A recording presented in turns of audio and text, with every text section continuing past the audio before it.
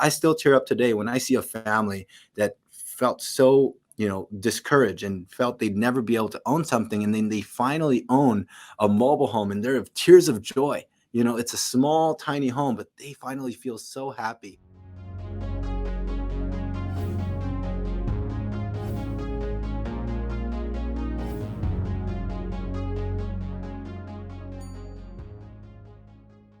Hello, real estate fans, and welcome to this episode of the Real Estate Investors Club podcast. Joining me today is Franco Perez. Franco is a mobile home expert. He is based near San Francisco, and thank you for joining me, Franco. Thanks for having me, Terrie. Excited to be here. So why don't we start out? Just tell me a little bit about your journey through life that's led you to be on my show today with the hat of the mobile home expert.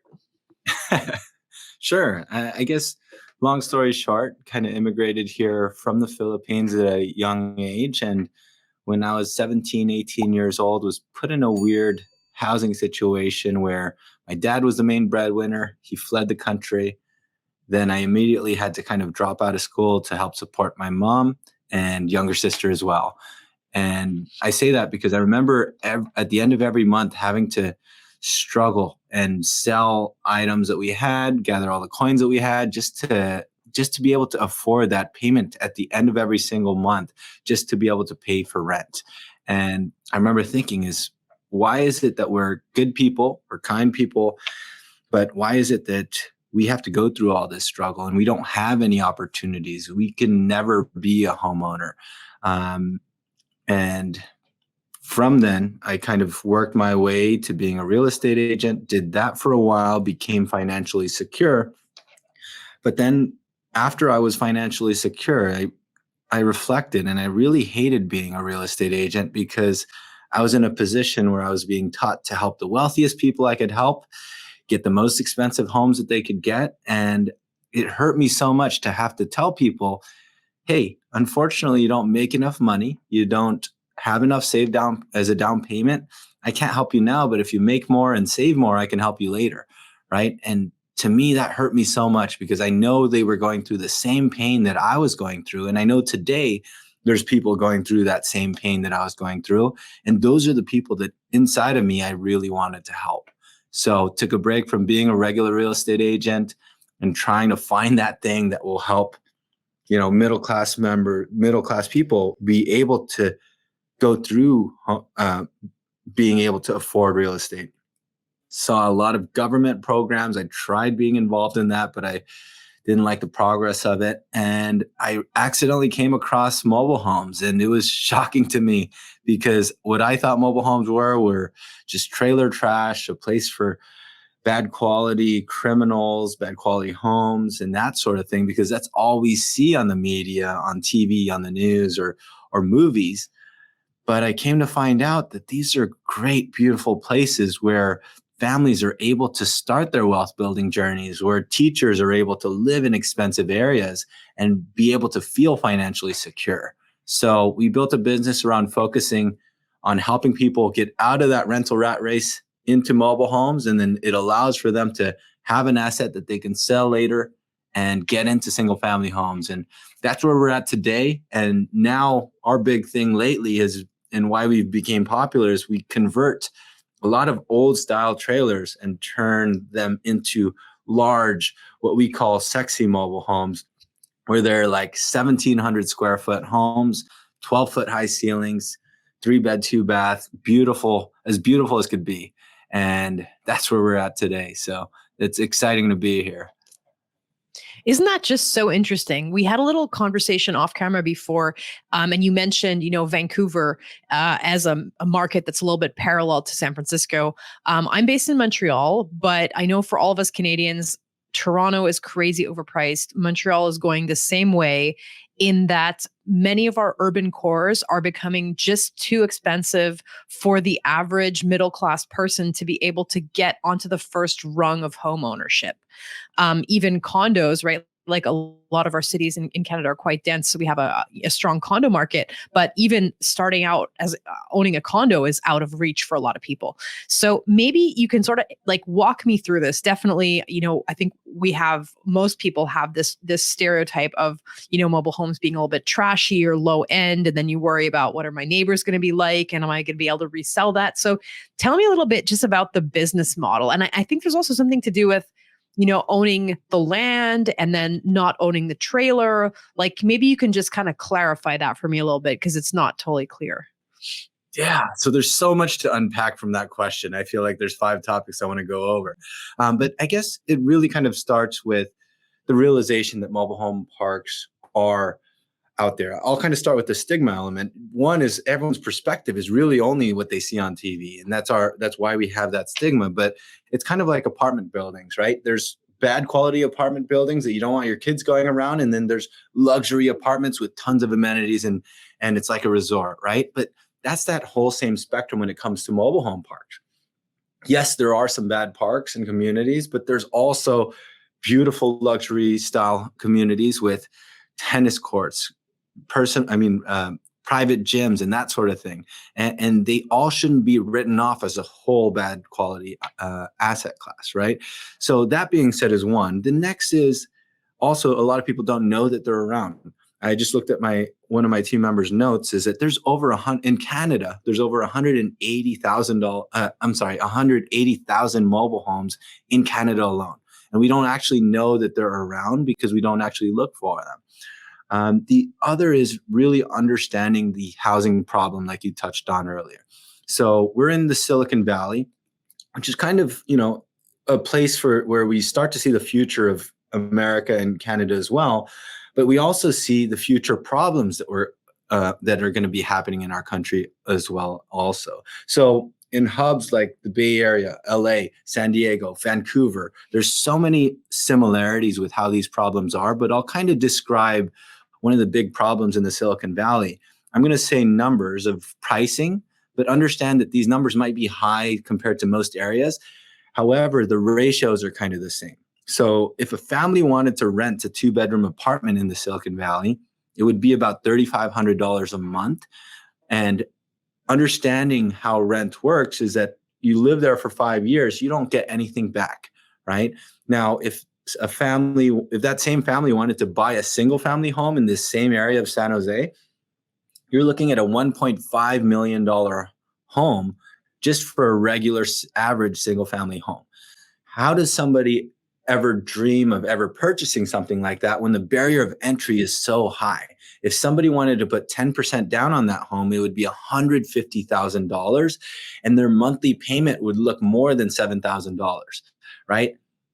If I'm stuck renting at this high cost, there's a huge gap and a huge wealth gap that makes it very difficult to be able to benefit from homeownership. And we all understand the benefits of homeownership. You get tax benefits, you get to leverage a loan to buy an asset that adds to your net worth.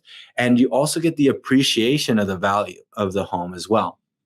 Now, with that being said, what's beautiful about mobile homes is that it's kind of a blend of in between. Like you mentioned, you don't own the land, you pay a land lease for the land. It's also called lot rent or space rent. Average in our area is about $1,100. And the mobile home itself, average is about, for a newer home, is about $350,000. But that being said, you have a good quality home and your down payment of $350 is now $35,000 and your monthly mortgage is about $2,800. So with that being said, you're spending less than $4,000. It's just a little bit more than if you're paying on a rental model. But just by shifting from all 100% rent into a mobile home, you get access to a lot of those benefits of home ownership. You get the tax benefits, you get the appreciation benefits, and you get to leverage a loan to purchase something that is now an asset that you own, right? And that's how we're seeing people really be able to have that first stepping stone that's just a little more expensive and an easier barrier of entry to start their ownership model in these mobile home parks in expensive areas. And then later down the line, they have more capital that they're going to be able to build up, and they have an asset that they can sell to later buy a single family home later. And I know that was a very long, drawn out thing, and I know the numbers are very high, but I did a project in Austin or Atlanta where the numbers were half the cost, right? It could be a different number in a different area, but the ratios are kind of the same. Mm-hmm. Did you know the Real Estate Investors Club podcast is starting a mastermind? Imagine having the power and the knowledge that's shared in these podcasts in a group setting. You get to have accountability, build a peer group, and also develop a network that's going to help support your real estate goals. Please check out more information at terrieshower.com and select the Mastermind tab on the drop-down menu on the left.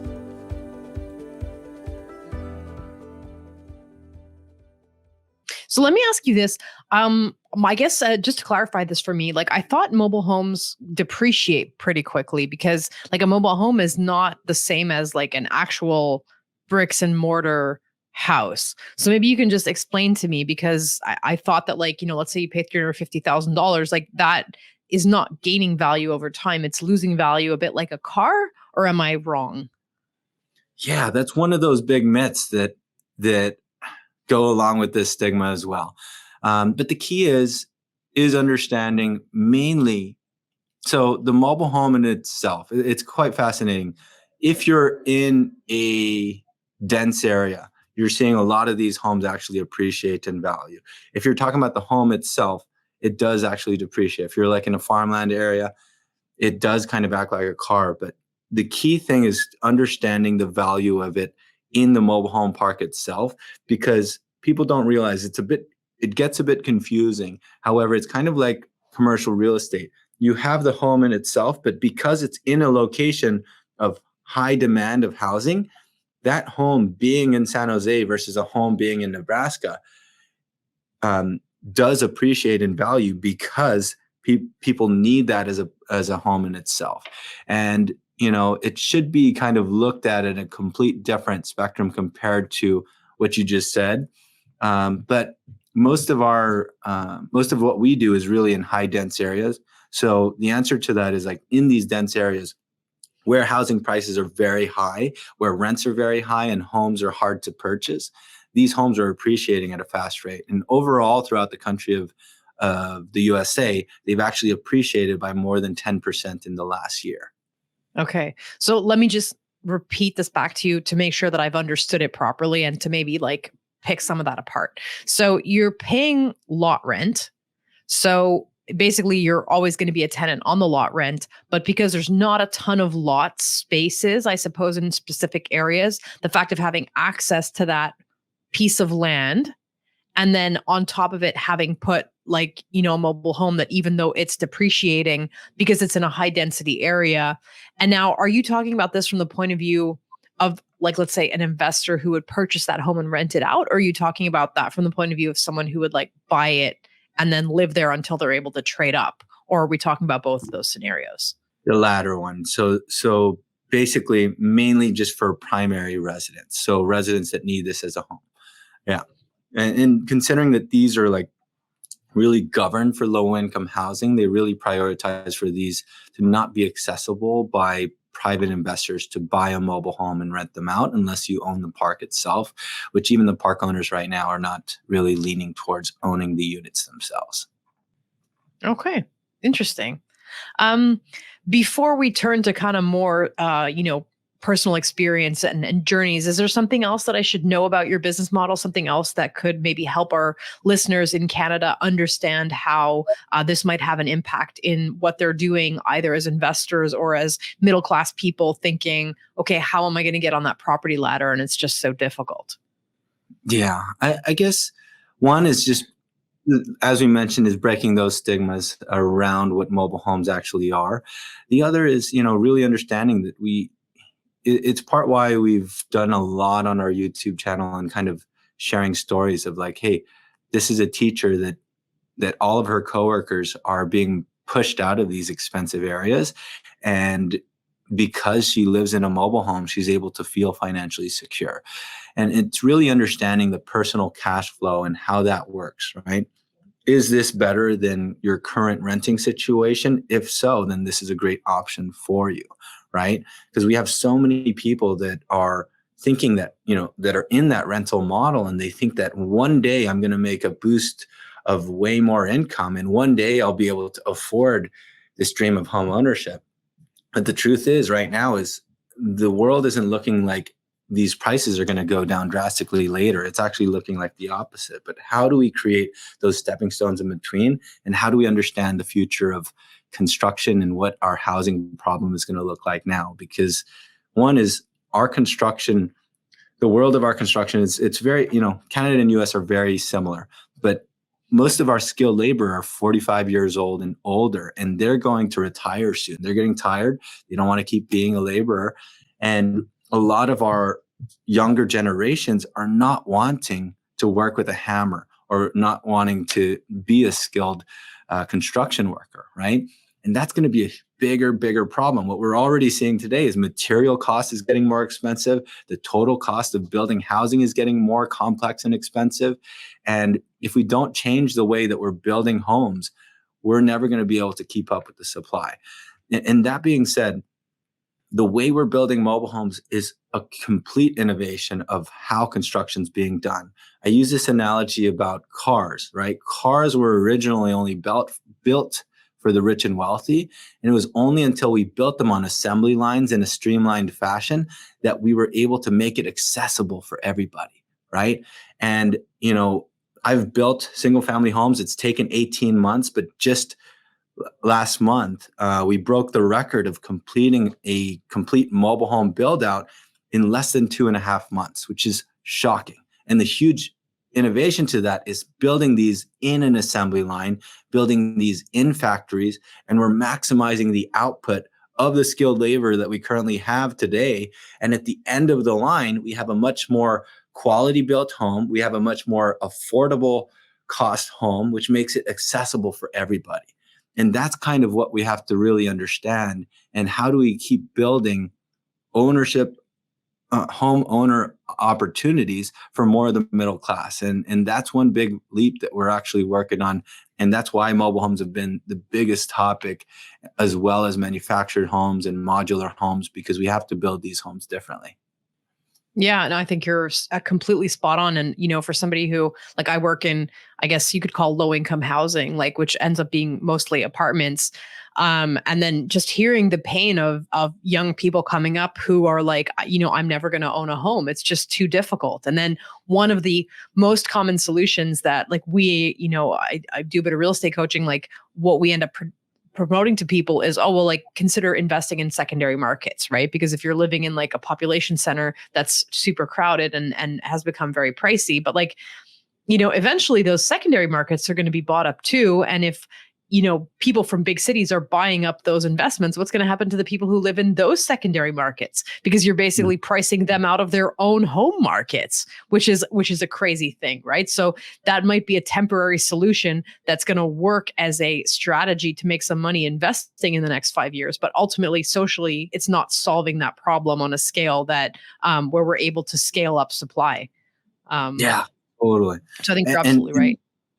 Yeah. And with that, what I find fascinating is a lot of these government programs are like reduced rent programs, which, in my eyes, it really only helps them temporarily for that given time. They don't get any asset benefit or net worth gain from that, right? And if people understand that, hey, how do we create more home owner opportunities for the middle class? That's really what's getting, the wealthy wealthier. And we have to have that accessible to the middle class. And as well as I feel, I'm glad you mentioned the coaching element too, is one thing that's fascinating. And I feel like a lot of real estate agents can maybe relate to this, but to me, I still tear up today when I see a family that felt like they were denied by so many agents to be able to be helped. But how do they tap into being able to understand how mobile homes work? And how do they make it accessible for those families that maybe couldn't access these homes, right? Because I still tear up today when I see a family that felt so discouraged and felt they'd never be able to own something. And then they finally own a mobile home and they're tears of joy. It's a small, tiny home, but they finally feel so happy that they get to own something.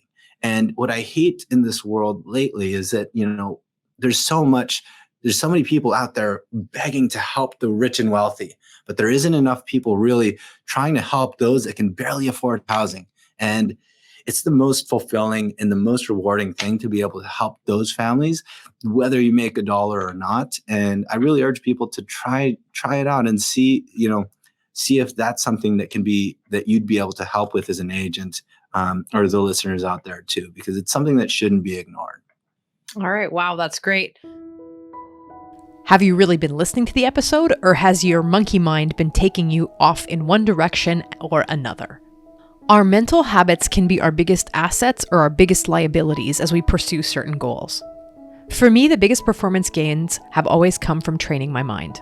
In my book, Mindful Landlord, I talk about how you can train your mind and how you can apply some of these strategies to your journey in the real estate field.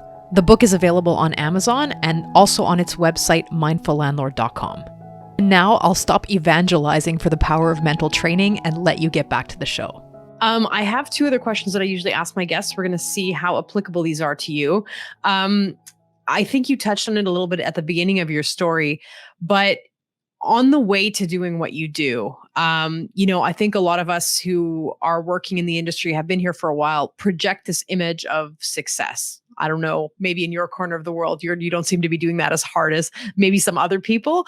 But what might have been some of the sacrifices that you went through, or some of the lifestyle hits you took to be able to do what you do full time now? Yeah.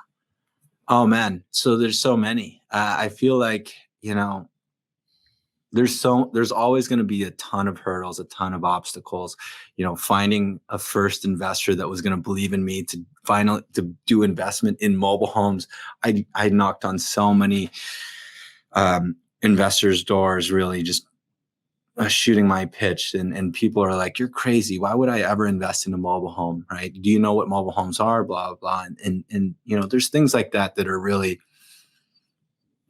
discouraging. But I think what's important that really played out for me is that I never wanted to start a business. I never wanted to be an entrepreneur, but I knew that in my pain of going through that in my personal life, I wanted to help people that were in those shoes so badly that it didn't matter how often I got denied. It didn't matter what legal problems I had to overcome to be able to build the homes that we want.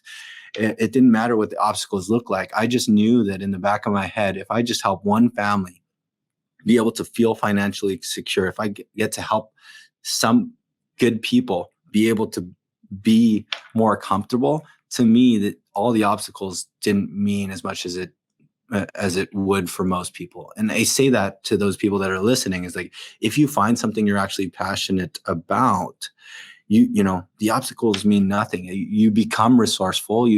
I never went through college, but I read as many books as I could, even though I hate reading. But when you find that why, you're really unstoppable. And I hope people do find that. Yeah, I think that's a very powerful story. Like, it sounds like you were just called to do this based on the pain that came out of your own experience. And I think if I want to challenge you, listener, to take something away from this is ask yourself that question. Like, what pain have you experienced in your life on the housing situation? Because it's a real estate show. And what solutions are there to that? How can you help people maybe address some of those solutions and then begin to tap into some of that? What are you called to do in a kind of a service helping kind of a thought process? Exactly that. Yeah. Yeah. Franco, this has been very eye-opening for me. What's the best way for our listeners to get in touch with you, to reach out to you, learn more about what you do?